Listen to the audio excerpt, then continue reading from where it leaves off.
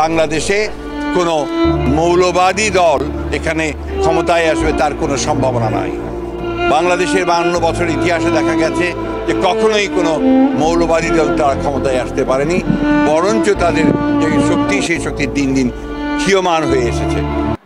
আমি ফখরুল সাহেবকে বলবো, আপনি মৌলবাদী হিসাবে মৌলবাদী বলে কাকে মিন করতে চান? কে মৌলবাদী? হিন্দু মৌলবাদী, খ্রিস্টান মৌলবাদী, বৌদ্ধ মৌলবাদী, না মুসলিম মৌলবাদী? ইসলামী মৌলবাদ জিন্দাবাদ, জিন্দাবাদ।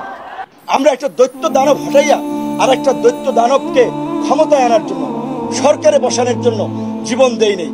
আর এখন আরেকটা লোক লুটপাট শুরু করে দিয়েছে।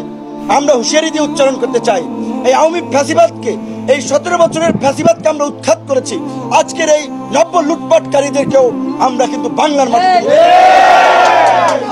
যে যা লুটপাট করেছেন, যেখান থেকে লুটপাট করেছেন সেখানে রেখে যাবে।